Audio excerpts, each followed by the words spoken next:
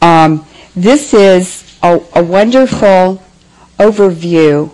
It's by Richard C. Cook. He's a former U.S. federal government analyst. And this is from his paper, which was on Michelle Shasadovsky's site in Canada called globalresearch.ca for Canada. And this is Cook's article, Extraordinary Times, Intentional Collapse and Takedown of the USA. And that is exactly what's happening now. The world turns on information. This is information I'm presenting to you. I'm putting a Velcro patch on your brain. And I'm introducing different sources, a lot of government sources, military sources, because they can't challenge me. And hopefully you will go out with a new perspective and new questions that you can ask that will give you the right answers that I know all of you want, because you wouldn't be here otherwise. So this is what Richard Cook said. This is really very succinct and really good. And this is from my paper, From Hiroshima to Iraq, 61 Years of Uranium Wars, a Suicidal, Genocidal, and Omnicidal Course. He said, as the 20th century advanced, the financier elite, and that's the Wall Street bankers and the City of London bankers, became heavily involved in getting rich off World War and the manufacture of the new weapons of mass destruction that modern technology made possible. That's us, the scientists, who made it possible. Warfare and weaponry combined with control of credit, manufactured through the leveraging of industrial production, were to be the primary means of putting nations and their populations into debt. A materialistic slave society was being created, which books like 1984 warned against. Humanity was lured into compliance through the fantasy world brought about by the mass media by means of advertising, cinema, and television. Another enticement was the growing availability of mass-produced consumer goods. Does that make sense? Doesn't that just perfectly describe what we're in the middle of now and where it's led us?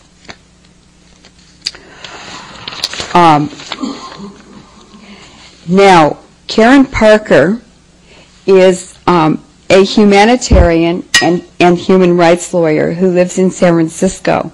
And she's had an NGO at the United Nations since 1981. She was able to get through the United Nations Human Rights Commission the first resolution on depleted uranium in 1996. She's very, very adept and very skilled. And what she told me is Iraq is not the real focus. The region they're really after is from Sudan and Somalia to the Philippines, and from the oil-rich republics of Central Asia to Sumatra. She said that whole vast region has a tremendous concentration of the world's energy resources. In the United States, 70% of energy resources are on Native American land. And that's why they are targeted for extermination and genocide. And I work with Native Americans. That's exactly what's happening to them. If I was not doing this from purely spiritual energy and a commitment to the truth, I really couldn't do this. I would be crying every day. I would be crying for the American mothers and fathers. with the babies who are born with chronic illnesses, with birth defects. We used to have happy, healthy babies. Just go back and look before 1945. Americans were slim, they were healthy looking, they were active, and look at what's happened to America. It's happening all over the world now, and it's the weapons of mass destruction. Uranium is a hormone and estrogen disruptor. In drinking water, at levels below the EPA limits, it causes infertility and reproductive cancers, as well as diabetes and many other chronic illnesses. This is at a level in our drinking water where the government says it's safe. Now, World War II was really a war against the civilian populations. It's really civilian populations who've been targeted for at least the last 100 years, and more so with each new war. In World War II, the Manhattan Project, which was started at UC Berkeley and at the Lawrence Berkeley Lab, and remember, you may not know this, but the University of California's first president was Gilman, who was a skull and bonesman. How many people know what skull and bones is? Most of you do. Skull and Bones is a secret society at Yale University. And it was started in about 1832 by an ancestor of Dick Cheney, Alfonso Polk. How many of you know about the infamous Polk family? President Polk, Judge Polk, there are a lot of Polks, and Cheney's mother was a Polk. That's why he's in the White House. Now, the Russell Trust was set up with money from the Opium Wars and the opium trade in the 1800s. Princeton was set up with opium money. Yale was set up with opium money. So do you kind of get the drift that drug trafficking is a big part of our ruling elite? It's a family activity. And the opium trade was set up in the 1800s because the international financiers wanted to take down China, a very, very wealthy nation that had been the strongest nation, superpower in the world for 5,000 years. How do you take down a huge landmass like that with a culture that's that old? You can't do it with guns. So they did it with drugs. It's what they're using drugs for in poor communities, Native American reservations, and in the black communities. That's all CIA drugs. The Sheriff's Department and the police run the drug trafficking. The Hells Angels are part of it. $850 billion a year in drug trafficking money, CIA money, is the cash flow through the U.S. economy. So Wall Street is very fond of drug trafficking. The Manhattan Project, I'm sure, was started at UC Berkeley because of the tie to Skull and Bones. And Ernest Lawrence was a physicist, a young physicist from Yale, who came out to UC Berkeley. He was a nuclear physicist. It was a whole new field, getting free energy out of the nucleus of the atom. And so what they wanted to do was weaponize it so they could use it as a weapon of mass destruction. First they weaponized chemical energy. In China that was gunpowder. And then we have plastic explosives and and all kinds of explosives, dynamite, and so forth and so on. That's all chemical energy. Nuclear energy is formed when elements are formed in star processes under tremendous energy environments.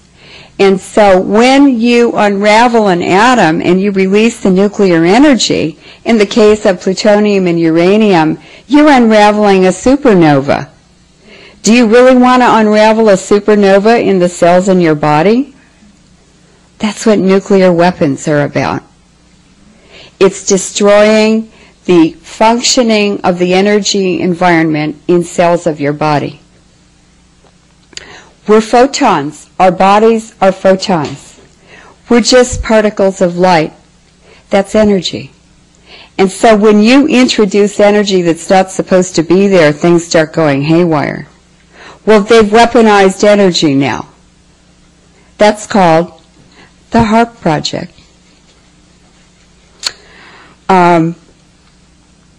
So in the Manhattan Project, I looked up Vannevar Bush, who was in charge of the scientific research.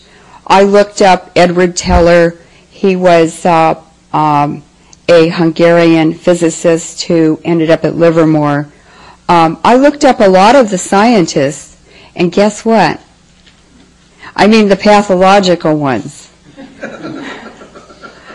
They were almost all contractors for the Rockefellers. They'd had fellowships in universities, or they had consulting contracts, or they were all stuck on the Rockefeller money bags, basically. And then I looked up the Royal Society of London, which was started in 1660. That's the beginning and origin of Western science, because I realized that there are no ethics in Western science. So where did Western science come from? It came from the City of London. The Royal Society of London, the Royal Society, was started by 12 Freemasons. And Freemasonry was started by the mostly Jewish bankers in the City of London. And when the Industrial Revolution started in the 1700s, those bankers and the industrialists realized they needed scientists to develop new technologies that would make them more money and increase wealth upwards. So they made the Royal Society of London a public entity, and it's now a registered charity. That's where Western science came from. That's where the World Health Organization and U.S. science and the UN and all these organizations that we've been told are there to keep us safe and take care of our health and, bring us democracy. Well, guess what? It's all going to serve the interests of the international bankers and financiers. Under the Manhattan Project, Vannevar Bush and the other scientists working for him or under him developed atomic bombs. They developed a defoliant to starve a population, a civilian population, which was a prototype for Agent Orange. And they developed, it was Compton, Urey, and Conant, who developed depleted uranium, suggested it and fission products for development as radioactive poison gas weapons. Dirty bombs, dirty missiles, and dirty bullets. Uranium is a pyrophoric metal, which means it's a metal that burns. It burns hotter than the temperature of the sun. It can burn up to 5,000 degrees centigrade. And so it completely vaporizes the metal, the uranium metal, into a radioactive poison gas, into atoms. And these atoms, as that gas begins to cool, or quench, it forms high-temperature uranium oxides that are not in equilibrium. And these are round, hollow, they look like Christmas tree balls of uranium oxide. And the density of uranium metal is over 19. That's why they use it for kinetic energy penetrators. They use it as warheads in missiles. They use it in bullets. And they use it in bunker buster bombs. But when it vaporizes and it forms these uranium oxides at very high temperature, the density is less than 1. And the particle size is smaller than viruses. They're nanoparticles. And so just the air molecules in the atmosphere bumping into these particles keep them permanently suspended. And only moisture, rain or fog, or moisture in air masses, snow, will clean that out of the environment. And that's why the largest number of new cases of autism and diabetes are always diagnosed when it starts raining, when the rains start. And so that gives us a link right there for diabetes and autism to the environment. It has to be coming from the environment. So in World War II, Christianity was spreading like wildfire all over Asia. The international bankers do not like Christianity because Christianity prohibits usury. The Catholic Church never allowed usury until about the 1700s. Usury is money lending and charging interest and getting nations and people into debt that they can't get out of. Even Islam prohibits usury. Now, the international financiers did not want Asia to be an agglomeration or a superpower, a Christian superpower. And so, when General Groves walked into the War Office and Colonel Henry Stimson, who was the Secretary of War, saw a list of targets in his hand, he said, "Give me that list of military targets for the atomic bombs." He said, "I'm making the decision. No one else is making the decision. I'm making it." And he took the list away from Groves before even the Chief of Staff of the U.S. military had seen it. And it was Henry Stimson, a Wall Street banker, working for the Rothschilds in the city of London, who selected Hiroshima and Nagasaki as the targets for the first atomic bombs dropped on a human population. And he selected Hiroshima and Nagasaki because they were the two biggest Christian populations in Japan. And all of these wars have been about exterminating Christians. Many people don't know that General Eisenhower, who was at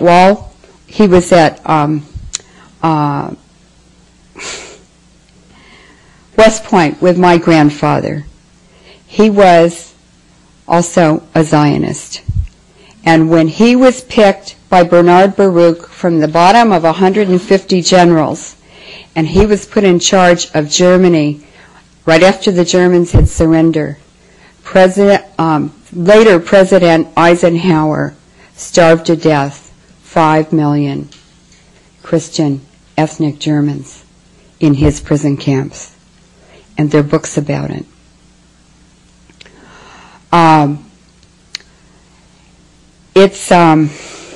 It's really shocking. It's taken me 9 years. A lot of research, talking to a lot of people. It would never be possible to discover this without the internet. And so you, like me, are very lucky to be the most informed civilian population, the most informed citizens ever. So you may feel like you don't know very much, but you know an awful lot more than our parents or our grandparents knew. The world turns on information. That's why I'm talking to you. You can't make the right decisions. I can't make the right decisions unless we have the right information. And the Internet has made that possible. The citizens groups doing their own investigations have opened people's eyes. And I'm sure if you're in different groups, you encounter resistance from people who maybe don't want to be informed, or they're comfortable the way they are, or, oh, this is controversial, or this is a conspiracy. Well, it's all a conspiracy. It is a conspiracy. So, after World War II, the Korean War was the next war. That was setting up the Cold War. And when the Korean War was over, and they did use depleted uranium in the Korean War, but it was used as shielding in tanks. And when the Korean War was over, veterans who were in the Korean War in charge of nuclear weapons and depleted uranium told me the nuclear weapons were all shipped to Okinawa from Korea because they knew they were going into Vietnam 10 years later or 12 years later. Now, before 1900, the British, who were messing around in the Middle East, in what is now Iraq, knew there was $3.5 trillion in oil under the sands of Iraq. They knew that. And that made the Iraq War inevitable. It made a Middle Eastern war inevitable. Herbert Hoover, who was a geologist, knew before 1920, he discovered the largest oil fields in the world off of the southeast coast of Vietnam in the South China Sea. That made a Vietnam War inevitable. And they brought Agent Orange off the shelf, and they used Agent Orange to depopulate Vietnam. It was for depopulation. And all during the Vietnam War, Alcoa was building aluminum refinery factories all over Vietnam, which is illegal. And the Rockefellers were building oil refineries all over Vietnam. And the CIA was going into the Golden Triangle to capture the French drug trade or drug center. And I read a really interesting article. It's a book. And it said that LBJ, President Johnson, gave the Golden Triangle to the Mafia as a reward for the assassination of President Kennedy. And the Mafia had lost their longtime source of drugs and needed a new source. So that was a swap, and that's how they do it at high levels. I discovered that working at the Livermore lab.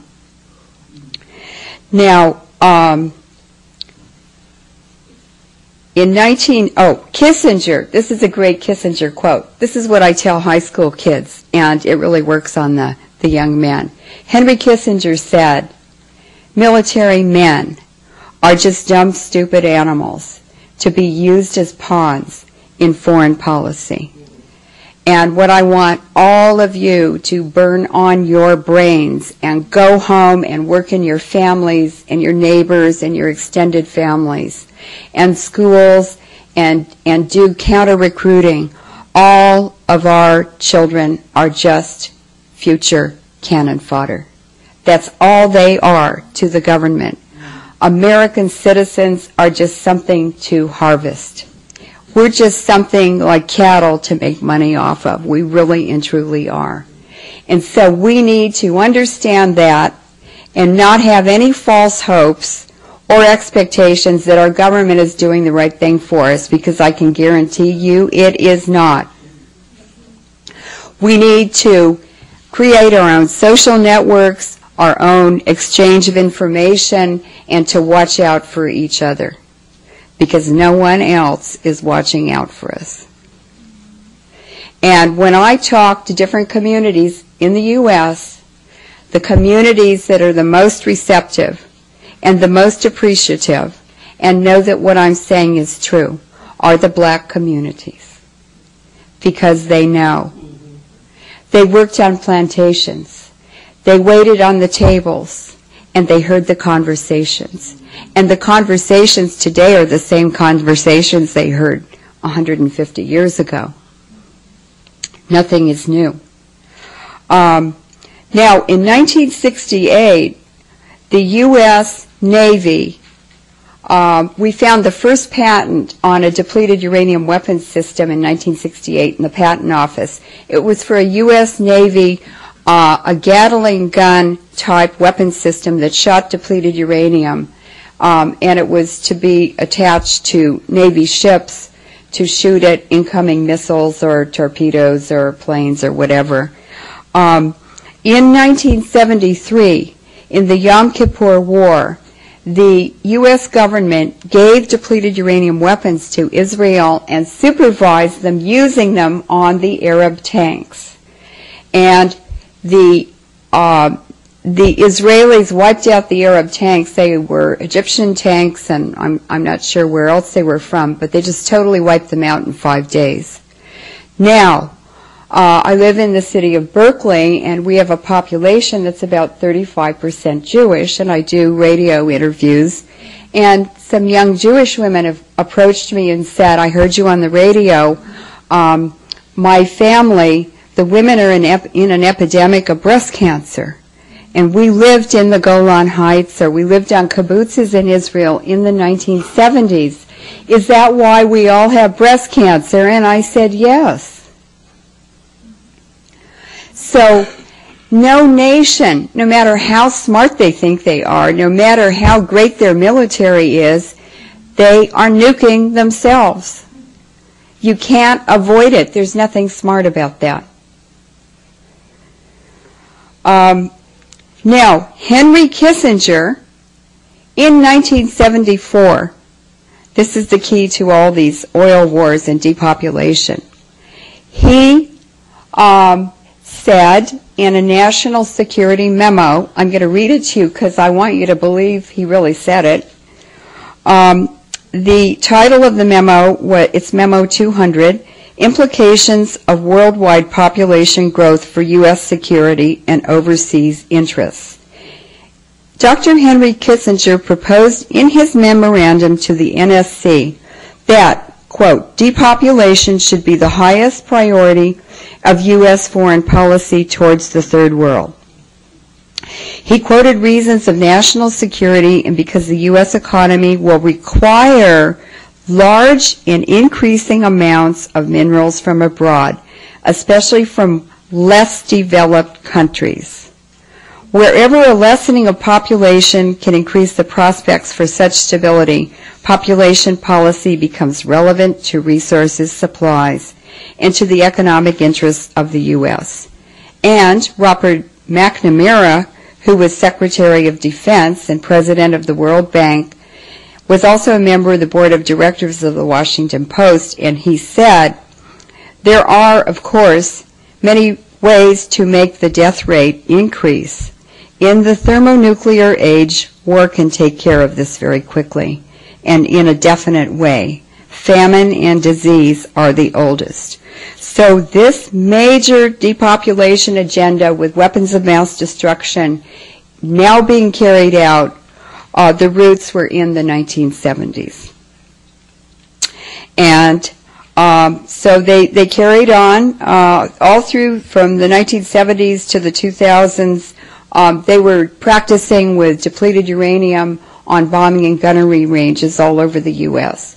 Hawaii is completely contaminated. All of Schofield Barracks, Ka'aolave, which is an island, nobody can even go there now. It's so contaminated. And Pohakaloa on the Big Island. The whole southern half of the island of Hawaii, the beautiful paradise island of Hawaii, has the highest cancer rates in Hawaii.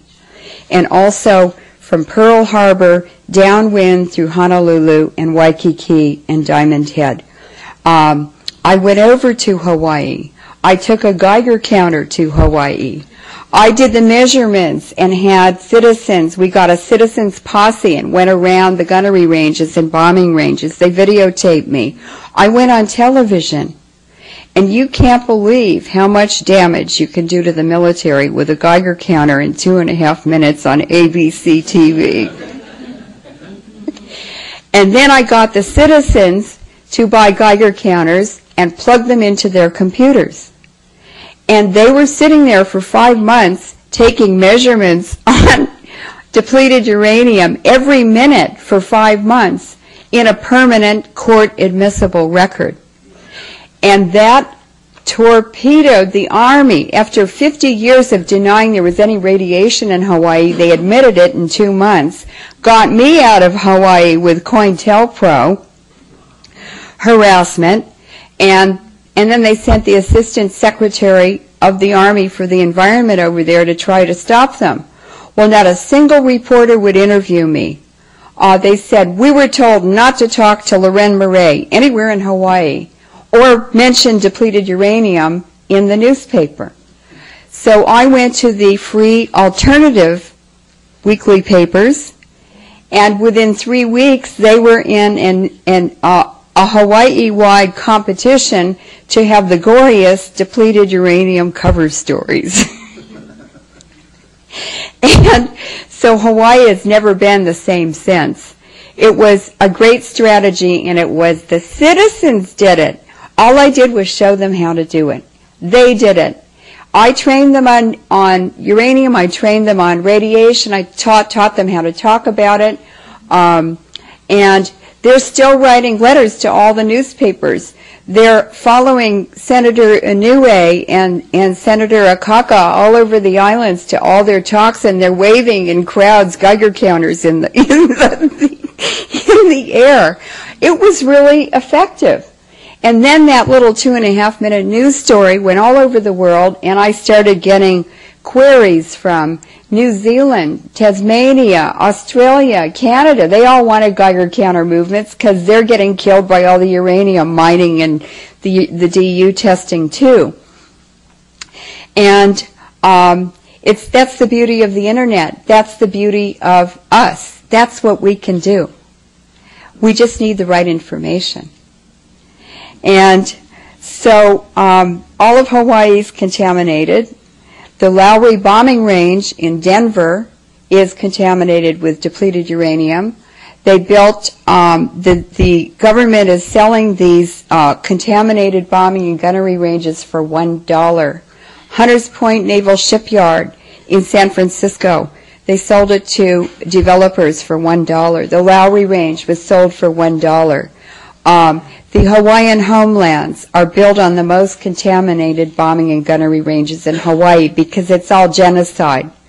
And I had a friend who was investigating the Lowry bombing range. She could get no public health data from any public health department in Colorado or the federal government. So she went to the high school. It's a black community who lives on the Lowry bombing range. The high school yearbooks were full of students who died of cancer.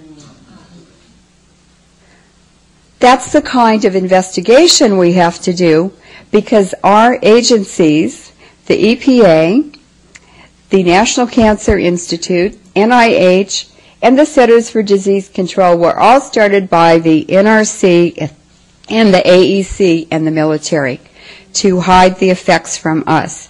So when federal or state agencies are making measurements on radiation, they've got 2 sets of books, believe me, because they always have.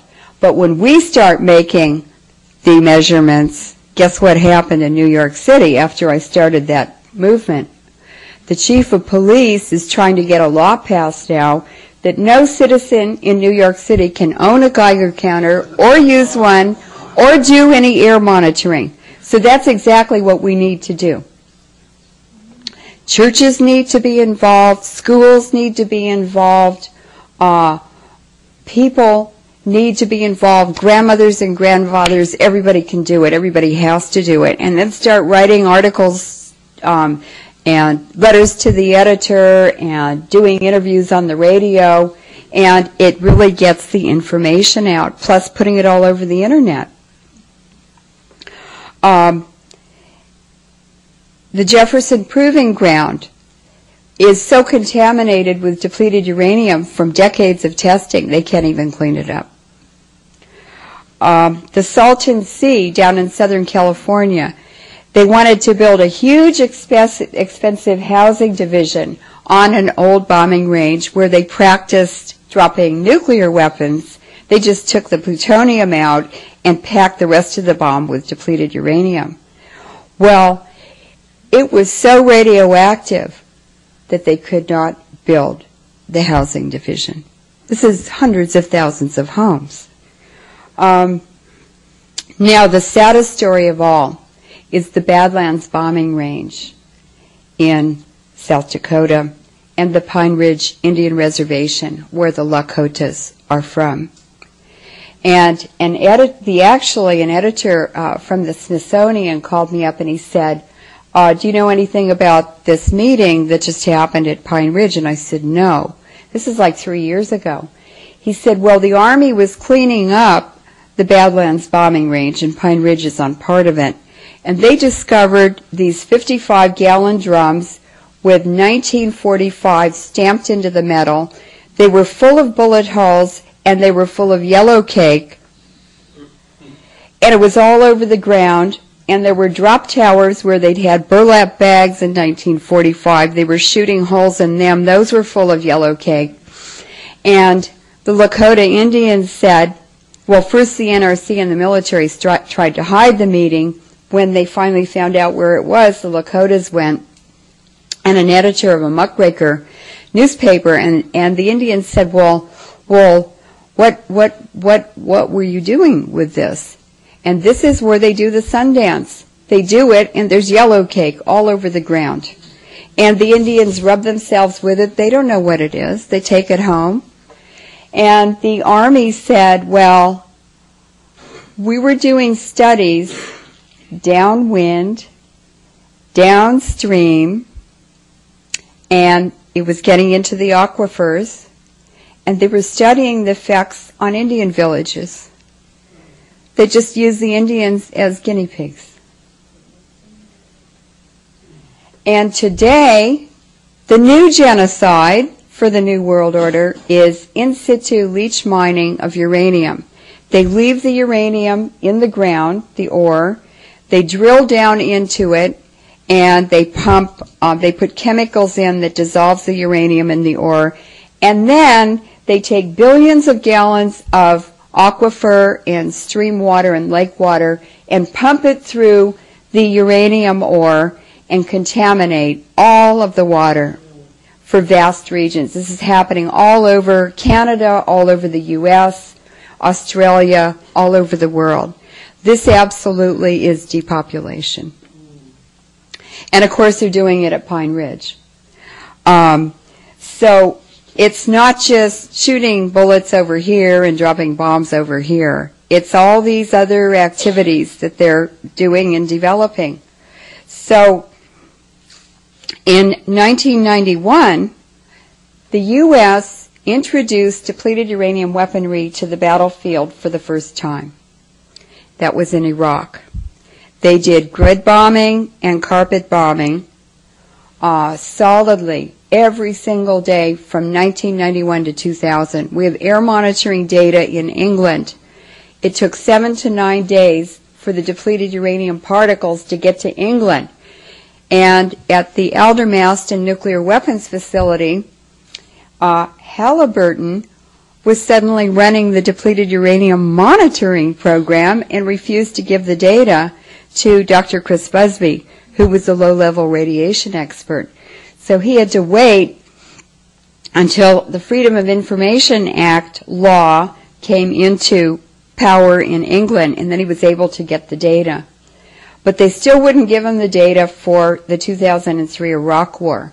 Well, there was a huge spike during the Tora Bora bombing in England above the level that the British government thought was alarming. In other words, it required the monitoring facility to report these levels to the British government. And the spike for the 2003 Iraq War was just just double what the government considered to be very harmful. Now, this is very interesting. In 1998, the city of Los Angeles Power and Water, began measuring uranium in drinking water. In the year 2007, the uranium in drinking water in Los Angeles doubled. It's also in Marin County drinking water. You should start looking in your own drinking water data, the annual reports, and see if they're measuring it up here in Oregon, because it's here too.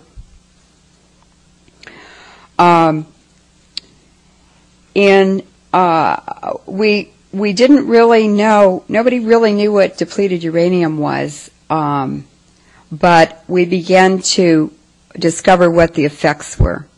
And depleted uranium causes cancer, it causes neurological and neuromuscular disease, it causes skin rashes, it targets the brain. Over 83,000 soldiers, 3 years after 2003, out of 631,000 soldiers who served in Iraq in 2003 only, over 83,000 had neurological, neuromuscular problems. When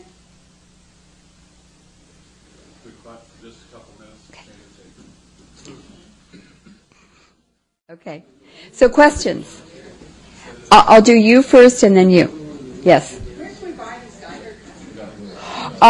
This is a Gamma Scout. It's manufactured in Germany. These are about $500, and they have a computer inside. You can walk around for 3 days and take continuous measurements, take it home and plug it into your computer and download it. The software for the database comes with it.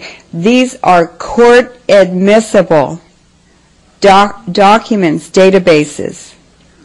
And this is what's frightening the establishment, the government, the public health agencies, because what they're doing is illegal.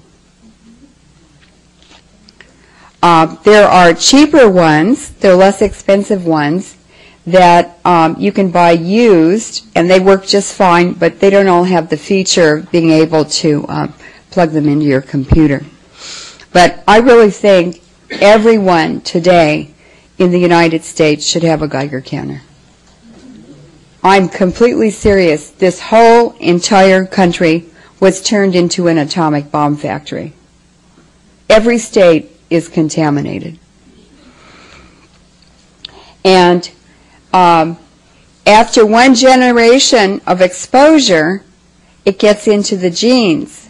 Now, the Trojan reactor, which is not very far from here, was shut down. But I have the autism map and the rainfall map for Oregon. And the autism patterns in Oregon are directly related to the Trojan reactor, to Hanford, and to the rainfall pattern. Don't forget Umatilla, where all the chemical weapons are too. Oh, and then you have chemicals and radiation interacting synergistically, and they multiply the effects of each other. It's how binary weapons work.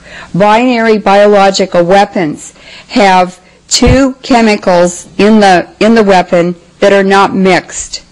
But when they impact, they mix, and then they're absolutely toxic. Well, they're doing this in a different way. They're putting chemtrails up there full of chemicals and metals, and then we're contaminated with depleted uranium, and these are all interacting with the GM food, with the vaccines, with all kinds of things. Do you know what they're doing with the most contaminated dairy products in the United States?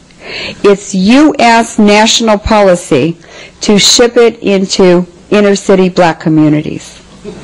And that's why Africans have the lowest diabetes in the world, but black Americans, African Americans, have the highest diabetes, cancer, prostate cancer, breast cancer in the United States because the U.S. government is deliberately exterminating them. And that's an apology to you, but you're probably happy to hear some confirmation of what you already knew, because the black communities already have told me we know that food is poison. I need to take her question and then yours, or unless you had a comment on this. No. I just wanted to know on the Gamma Scout how small particle or measurement it will read. Nanoparticles. That's what I was doing in Hawaii, south of Kona. That's the most dangerous place to live, especially if you work outside. People working outdoors, coffee farmers, macadamia farmers, gardeners, they have the highest cancer, skin cancer, cancer rates. You can't get away from this stuff. It's a pernicious, wicked poison. Yes? My question was related to that. I mean, if it's in the form of nanoparticles, then there's no way to filter it out of the water. You can't even filter it out of the air. Right. The gas masks don't work. Right. It goes through all of the protective clothing, everything. Yes, yes. Could you tell us where the EU stands on depleted uranium in different countries and so forth? I heard that at one point the Greek troops were refusing to serve in Kosovo under NATO because they were getting sick from DU in Kosovo. And what is the EU doing about DU, if anything? The EU is hiding in the bushes. But they popped out after Yugoslavia because white boys with blue eyes and blonde hair were dying. And their angry parents in Italy and Portugal and other countries were furious and bombarded the parliaments and got into the news. And so the after effects of Yugoslavia, all of Yugoslavia is carpet and grid bombed with depleted uranium. All of it. That's all they did for the first 3 days, was an air campaign. And Lord Robertson, who was in charge of NATO, said every rocket used every missile and rocket used by the U.S. in Yugoslavia had depleted uranium warheads. Well, some of them landed in other countries and didn't explode. And so the nuclear institutes in Hungary and Romania and other countries examined them, and they did have depleted uranium warheads. And so now all of Yugoslavia is contaminated. It's blowing over to Italy, and the whole east coast of Italy is in an epidemic of cancer and diabetes and radiation-related illnesses. And then it's going all over Europe. They have, after the 1998 and the 1995 attacks on Yugoslavia, they had an epidemic of infant death syndrome in 20 regions of Europe. Well, that's not mothers shaking their babies in their bassinets. That's an environmental problem. They're drinking different water, eating different food, and it's all happening at the same time. It's got to be environmental. You have a question? What about the bombs and all those bombs that are, and missiles that are being dropped and shot into the Gaza right now? I'm going to get to that, but I'll give you a clue. In 2000, natural gas deposits, huge natural gas deposits, were found offshore from Gaza. So it's about oil. It's a gold rush, but it's black gold. Yes? Concerned about the difference between correlation and causality. If we didn't separate that, we believe that the Iraq War has prevented a recurrence of 9/11 and that the surge has increased violence. Can you give me evidence that how we know that it is the depleted uranium causing like diabetes or neurological? Okay, for diabetes, I did a really good search of the scientific literature, and I also spoke to scientists all over the world. And what I discovered is that in the Hiroshima and Nagasaki studies, after the bombs were dropped, that increases in diabetes were officially reported. And they're still asking for money to do more research on the Hiroshima and Nagasaki victims on diabetes studies. Now, I worked at the Leuren Moret lab.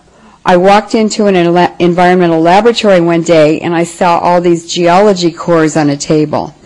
And I said, "Oh, I'm a geologist. What are those?" And they said, "Oh, the team just came back from Hiroshima and Nagasaki." And I said, "Well, why did they take those cores?" And they said, "Because Hiroshima and Nagasaki are still radioactive. And the people are too. And we're studying them too." Radiation is forever. The plutonium core in a nuclear weapon is less than 20 pounds. It's smaller than an orange. But packed around it is tamping, thousands of pounds, which is depleted uranium. And the reason they use the tamping is to hold that plutonium core together a longer amount of time before it blows itself apart. And it's also to reflect the fast neutrons back into the core to get more plutonium to fission. Now, then I looked at Hiroshima and Nagasaki, diabetes. I looked at Chernobyl. There are many studies about huge increases in diabetes from Chernobyl. And now Europe is in such an epidemic of diabetes from Chernobyl and from the depleted uranium drift from the Middle East and Central Asia and Yugoslavia that the European governments are panicking because their health budgets are being bankrupted. And they've gone to the EU and they've gone to the UN and asked for help. Now, I've gone to indigenous people, Native American and Hawaiian and First Nation tribes, and asked them, what is your cure for diabetes and other illnesses caused by the depleted uranium? Every tribe has a cure for diabetes, and it's a plant they dig up in the forest. The British Columbian Indians dig up devil's claw. They peel the root bark off, and they steep it in hot water and make a tea out of it and drink it every morning. No diabetes. The Hawaiians have something called a noni. It's like a noni apple. It's real bitter and weird tasting, and I see trucks of them driving all over the Hawaiian roads. But they make a cure for diabetes out of that. The Hopis told me they use burdock root. In Japan, that's a very popular vegetable, but it's a real long, woody root, and apparently that cures diabetes. And so all these cures with insulin and everything, we don't really need to be shooting that into our bodies and getting our legs amputated and ending up with glaucoma. And the insulin that you inject is very hard on your body, but it does keep you alive. Yes? Using iodine helps if you've been exposed to depleted uranium. What do you think about that? I don't know, but that would be something that I'll pursue. See it on Google. That I'll pursue. My son sardines when he was in Iraq. Prevents the uptake from the thyroid. But not of uranium, of radioactive iodine. Of cesium-137. Yeah. And also cesium-137. Okay.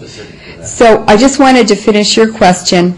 So then we looked at nuclear power plants, their large increases of diabetes, and hyperthyroidism and hypothyroidism in babies, newborns, around nuclear power plants, within 100 miles. I kind of figured out the diabetes uranium link from Iraqi Americans who told me, who were married to Americans, who went to Iraq, to Baghdad, to visit their Iraqi families after the 2003 Iraq War. And a woman called me up and she said, my husband and I are in our 30s. My husband was really healthy. He's Iraqi American. His whole family's in an epidemic in Iraq of diabetes. They've never had it before. And he came back. I only stayed 5 days. He stayed 3 weeks. And 2 months after he got back, he had diabetes. So then I started hounding Major Doug Rocky, who wouldn't really come clean with me about the diseases in the soldiers, but it slipped out one day, and he said, our soldiers are in an epidemic of diabetes. So there's just no doubt. And uranium, depleted uranium, affects the, first of all, insulin is a hormone. And we know that uranium in drinking water below EPA standards is a hormone and an estrogen disruptor. So the uranium disturbs the production of insulin in the aisles of Langerhans in the pancreas, and it also disturbs or interferes with the ability of insulin when it touches the cell wall to release the information into the cell. And there's really very little research. There is research done on it, but you have to know where to get it because it's really hidden. Now, I told friends in Japan who are really good activists that diabetes was the main, or uranium was the main cause of diabetes, and I got Japanese government data on diabetes 1950 to 2004, and diabetes was very rare until the bomb testing really got going. Then when it went up more with nuclear power, and which really replaced bomb testing because bomb testing stopped in 1963 by some countries. And then it's just rocketing since 1991. Diabetes globally is just increasing. And when you disturb the hormone system, the information flow in the body, then you get obesity, you get heart disease, you get brain disease. Depleted uranium targets the brain. And we know that it's the second biggest diagnosis in our soldiers. We have 1 million soldiers and veterans since 1991 who are medically disabled, out of 1.7 million who were deployed. That's over 55%.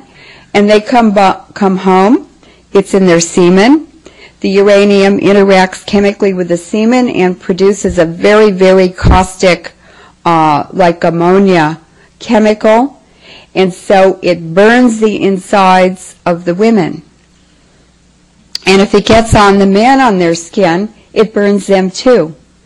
And so I go up to soldiers I see in airports all over the world, and I say, are you coming from Iraq? Yes. Are you going back to see your family and your fiancé or your wife or your girlfriend? Yes. Do you have burning semen? As a matter of fact, yes. And it even goes through condoms. So not only is the soldier contaminated, they're internally contaminating their wives and partners, and then the uranium leaks out in their sweat, they contaminate their homes, and then they're contaminating their healthy children. And any children born after contamination, they have birth defects, they may have DNA damage that is not visible, they're going to have diseases later on in their life, because what happens to the baby in the uterus determines the health history for the whole life of that baby. And what this really is, it's a war against birth. It's a war against babies. It's a war against the genetic future. If the DNA in the egg, which is one cell, or the sperm that fertilizes the egg is damaged, when those two come together to make the first cell of that new organism, every cell that divides from that original cell has the damaged DNA. So it goes passed forward through all future generations. Now, it's taken 4.5 billion years for this genome to develop. It's very, very complex. We don't know anything about it, really. And they have altered the entire genome, all the DNA on this planet, in the last 50 years, with an unknown outcome.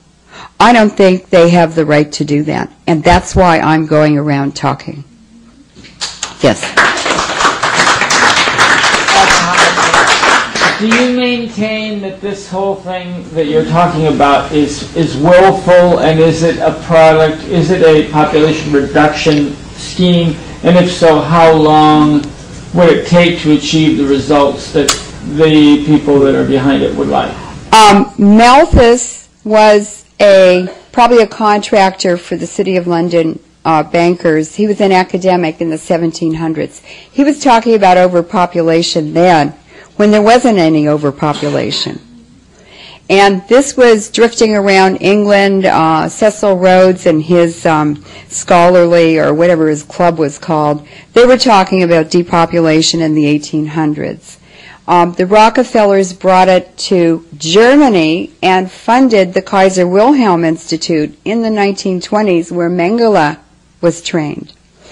Then they brought the depopulation agenda called eugenics to the United States, and they started sterilizing poor Jews or certain Jewish groups they didn't like, Romanian Jews.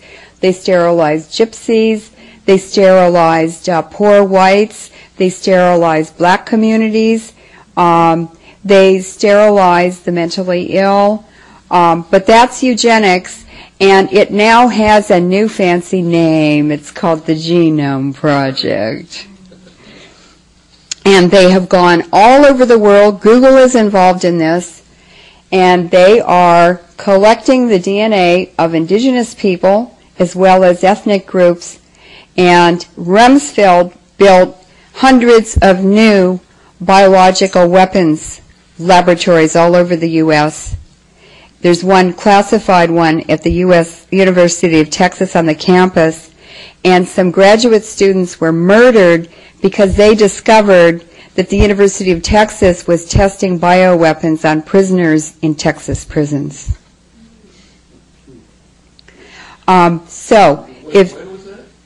That just happened within the last 5 years, because the graduate advisor of one of them told me about it. He said, my student was murdered. How could any particular group of people protect themselves, like they that are doing this? How could... Because, for instance, with AIDS was funded by a bill in Congress. I don't have the exact bill number, but there's a DVD and a CD together by William Cooper. It's called Behold a Pale Horse. There's a 4-hour presentation by him, and his book, Behold a Pale Horse, is on a CD. He was naval intelligence. He started coming out and talking about all these agendas and these depopulation agendas. For instance, in that book, he revealed the number of the bill in Congress, and the money went to the Army to develop AIDS at Fort Detrick. Now, that idea came out of the Club of Rome in about 1972, and they had AIDS delivered, an antidote for AIDS, and a prophylactic so that you could take it and not get it. Now, I interviewed a veteran, Green Beret, special ops veteran, who told me he flew a special ops mission in about 1976 from Europe. The U.S. military was taking doctors from the WHO and the UN to South Africa to go down and vaccinate them because there was an outbreak of some disease, probably anthrax or something. He said, we got down there and the whole area was quarantined. He said it happened to be the center of greatest resistance to apartheid in South Africa. And he started confronting the doctors one after another, and he said, there isn't any disease down here. Why are we here? And finally a doctor from Finland had the guts to tell him, no, there's no disease here, but we're vaccinating all these people, and in 12 years they'll be dead. And the CIA factory, laboratory where they manufactured the AIDS is in Phoenix, Arizona. Yes? Oh, was Dr. Bashan in South Africa associated with any of that? Oh, I don't know. Probably, though. Probably. Yeah, because I had read, I think it was an article in the New Yorker back about 1998, 97, about him, and they called him Dr. Dead. Yeah. He did so many experiments. Oh, yeah. I remember him. Creating an ethno-specific. Ethno-specific. Guess what? I go to the UC Regents meetings, University of California meetings. It's the biggest weapons of mass destruction contractor to the international bankers. It's the University of California. Google, the two guys who started Google, Sergey Brin and Larry Page, are 32. They're billionaires. They're worth $34 billion each. Both of them last year married women with PhDs in biological information systems. Google is involved in developing biological weapons. The Google owners, those two young men, park their Google jets at the NASA facility in San Jose. And they are involved in doing aerial surveys and surveys on the ground of the most remote indigenous populations all over the world. And they're even using heat detecting systems that detect the bodies of these indigenous people in their villages on the ground. That's what they're doing. Yes? There's a substance called zeolite. Yes. It's made by an alchemical reaction between lava and seawater. Yes. And you get it in powdered form. And the Russians have used it very successfully. That's what I take. For Chernobyl. It pulls all the, for yes. Chernobyl. It pulls all the heavy metals out of your body. Yes. Zeolite is a clay, and clay particles in bodies of water are the best scavengers for radioactive particles. And so when these clays that are very fine wash up on mud flats or on shorelines or on riverbanks, that's where the highest rates of cancer are. So don't live along, I wouldn't live anywhere along the Columbia River because that's all contaminated with Hanford. Well, I was bringing that up because I take it in powdered form. I put it in caps and it pulls everything out of your body. It chelates you. Well, actually, it's not chelating. It's not a chemical reaction. It's a physical reaction. The radioactive particles are physically attracted to the zeolite, and it just carries it away. Yeah. Any other questions? I mean, I'm not through yet. Yeah. Devil's Club. Devil's Club in British Columbia. And I've talked to a medicine woman on Vancouver Island, and actually she has diabetes cures, and I send a lot of people to her. Yes? Just out of curiosity, how hot is, I mean, if you had a chunk of depleted uranium, and you stuck your counter up next to it, I mean, how many times the background radiation would it show, or some kind of thing like that? Well, when I stuck it up in the air in Hawaii, and I was 35 miles downwind from the firing and gunnery range, you couldn't see any particles in the air at all. But it was about 12 times above background level.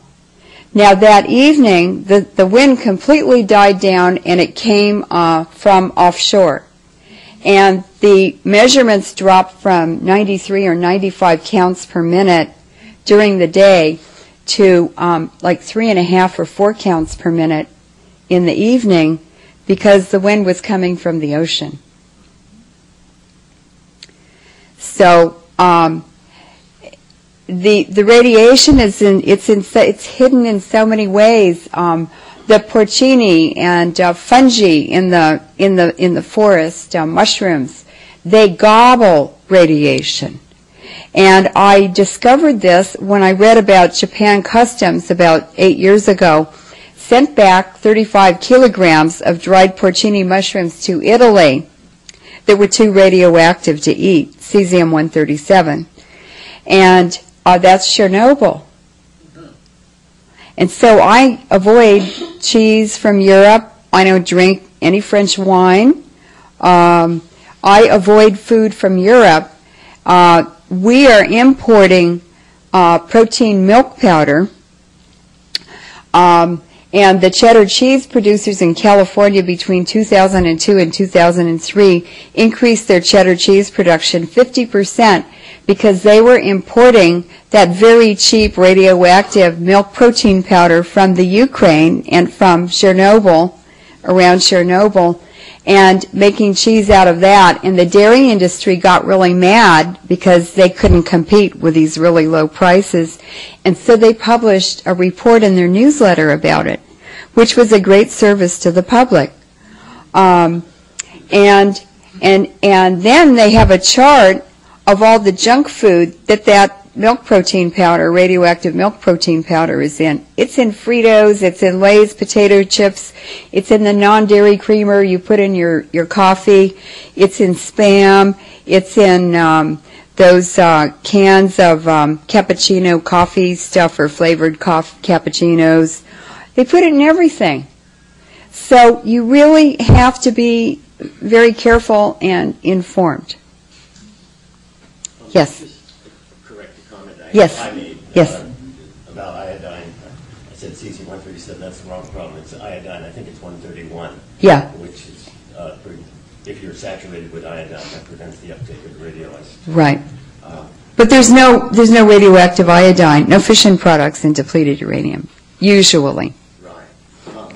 Yes. A long time ago, I did monitoring at a radiation lab up at OHSU here in Uh-huh. the 60s, and more recently in some caves in Alabama. Uh-huh. And my recollection is that the background was about 60 counts per minute. It depends on the rock types. They mine granite for uranium.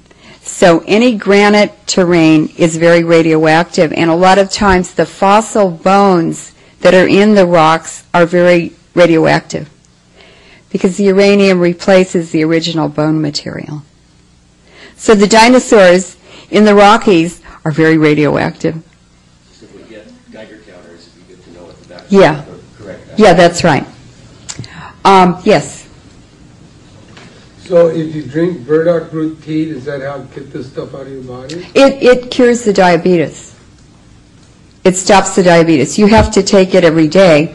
But the medicine woman on Vancouver Island said that she does have a treatment that completely reverses diabetes.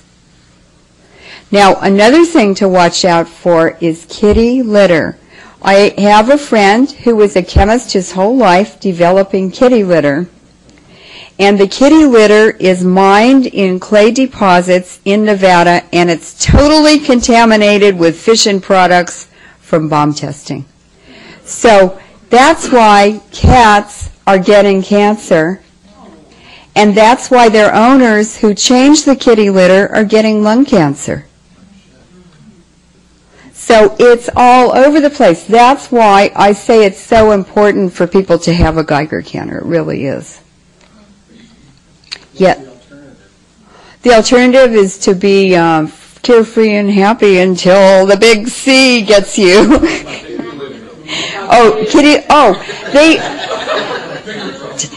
The alternative is that there are organic kitty litters that are made out of rice hulls or other absorbent organic material. Yeah. Yes. On the kitty litter. Yes. The new thing is crystals. Oh, crystals. Are those okay? Yeah. As long as it's not clay from Nevada. Now, I'd just like to go to Lebanon. The 2006 Israeli attack on Lebanon was preceded by the transfer of 5,000 depleted uranium bunker buster bombs to Israel 3 years before that attack. Now, what do you think was happening in Turkey the day the attack started on Lebanon?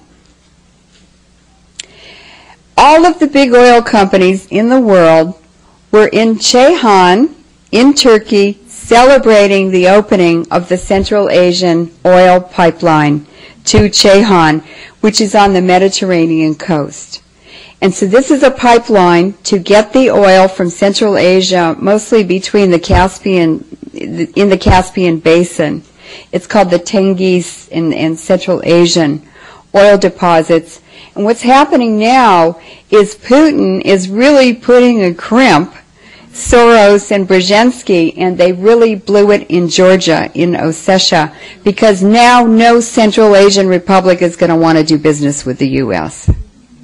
And that's why Obama is going to start the next war, undeclared nuclear war, continue it in Afghanistan. Yes? Putin is against that? I didn't catch that. Putin is... Putin is an extremely good chess player, geopolitical chess player. Now, the U.S. has been playing Monopoly while the Russians have been playing a very sophisticated game of chess, geopolitically. And what's really happening is the U.S. and NATO forces grid bombed and carpet bombed and completely destroyed Yugoslavia because there are oil deposits and they want to put oil pipelines through Yugoslavia. But Nathan Rothschild and George Soros and the the City of London bankers really want to take over these Siberian oil and gas fields. And so Yugoslavia was just one step on the way. And so we're making all these problems in little countries on the border of Russia. But Ossetia and Georgia backfired because now those little countries will never trust the U.S. or the West. So now we have to jump into Afghanistan big time. 9/11 was waged to set up a police state in the United States, and that was the Patriot Act. And 3 members of Congress, Kucinich, McKinney, and somebody else told me, they were all locked in a room. All of Congress was locked in a room. They were not allowed to read the Patriot Act. It was just walked in, all written and finished, had been ready for months. And they said, nobody gets out of Congress tonight, no one, until everyone signs it. And nobody read it. That started the police state rollout. The second reason is to do away with the Posse Comitatus Act, which was from 1868, I think. This was after the Civil War. To prevent, it's illegal under the Posse Comitatus Act for U.S. federal troops to enforce laws against U.S. citizens. That's going away now because Cheney and the Bush administration are bringing our soldiers back into our states, federal soldiers. So Posse Comitatus is going away.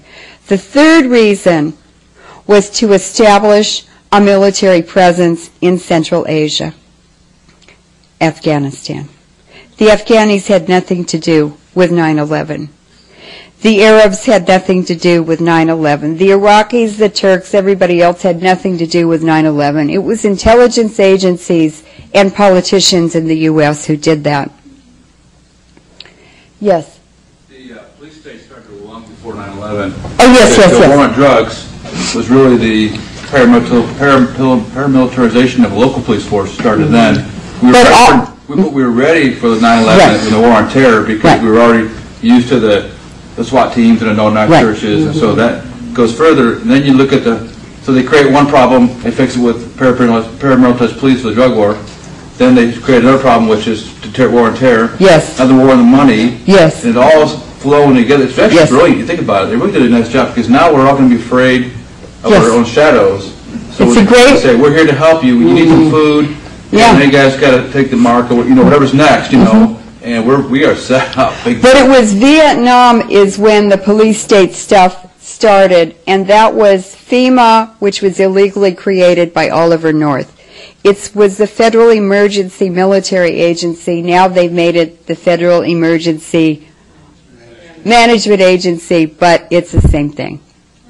And it's all sociopaths. It's all psychopaths. It's all the same people. It is.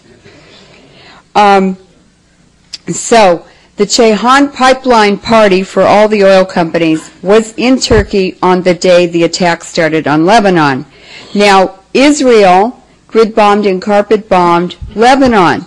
Dr. Chris Busby, who's the low-level radiation expert for the British government and the EU, sent someone to Lebanon to get air filters out of ambulances used in Beirut during the bombing, because the air filters have the depleted uranium in them.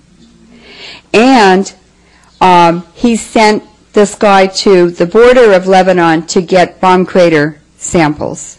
Now, what the Lebanese scientists reported to us is that the bomb craters were very, very radioactive, and when the bombs fell, and then it dropped off very quickly within 3 weeks to a much lower residual radiation level. He had the bomb crater material analyzed in the British government radiation lab. They didn't know what they were analyzing. And there was deuterium, high levels of uranium-235 in the depleted uranium bunker busters, which means there were fourth-generation nuclear weapons in the depleted uranium bombs. So it was 2 nuclear wars in one bomb. And what they used was something that created a high level of neutron activation products. The bomb explodes, and it makes ordinary materials in the bomb crater radioactive, but for a very short time. That was also reported at the World Trade Center. And so I sent a press release out in July of 2007, and I said, as soon as it starts raining in Israel after this attack, it started in October because they have a Mediterranean climate, there's going to be an epidemic of diabetes within 2 months in Israel. Guess when the newspaper article came out? December 2006. And now what they're doing in Gaza and Palestine, they're going to have an even bigger diabetes epidemic, a new one in Israel. And so I am not anti-Semitic when I talk about these psychopathic Zionists. They're killing the Jews too. They're killing innocent citizens of Israel. They don't care. And now what I discovered is that the U.S. is synchronizing the greatest number of airstrikes in Afghanistan and Iraq, which they're doing in July. They're synchronizing them with the monsoon cycle, so they have maximum rainout of depleted uranium particles, really heavy rainout concentrated in the zone where the monsoon moves. So in July, the monsoon goes across Southeast Asia. They are targeting India. We want to take over all the agriculture in India, so we need to kill off the farmers. They've only farmed there 10,000 years. And they have an epidemic of diabetes all over India. I got the top brain surgeon in India. He was spying on me. I didn't know it. But I converted him because he had diabetes, so he wanted to help me. He said, I'm flying to Malaysia with all the diabetes data for India. And I said, why don't you just mail it to me? He said, you'll never get it. Well, they murdered him 2 days later.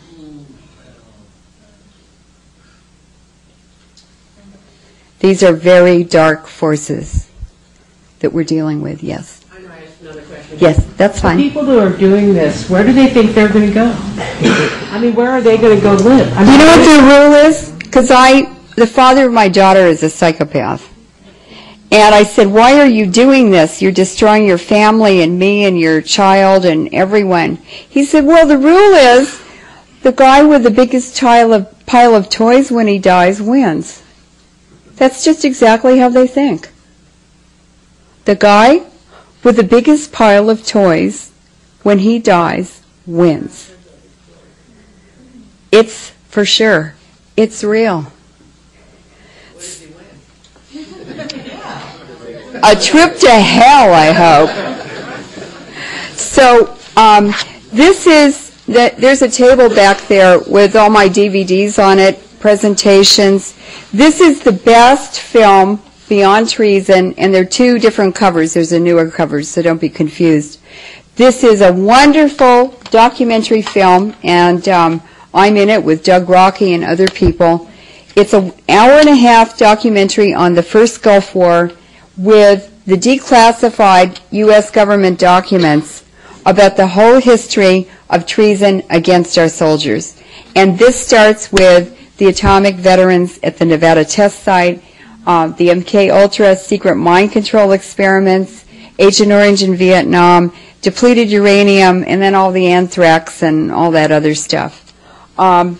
This is 4 hours of depleted uranium in the 90s. It's an excellent, excellent a good thing if you want to counter-recruit or you want to educate family members.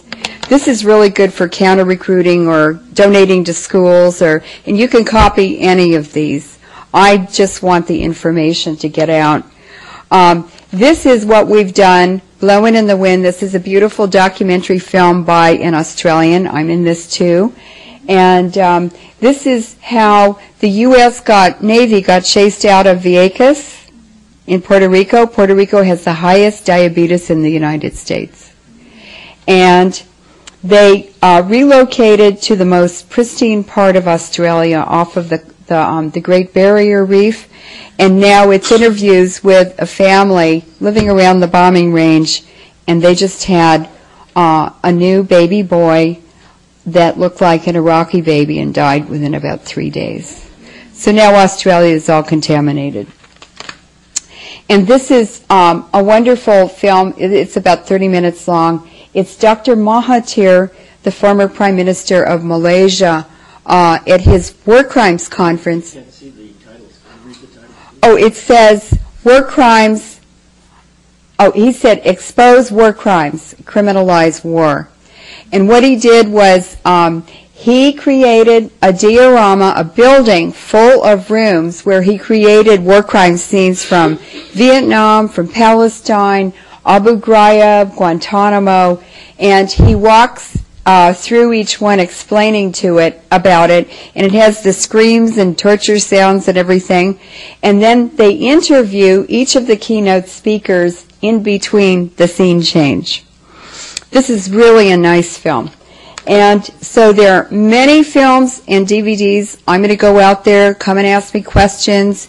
And there are more tables out there. So please take something home from one of the tables and share it with everyone you know.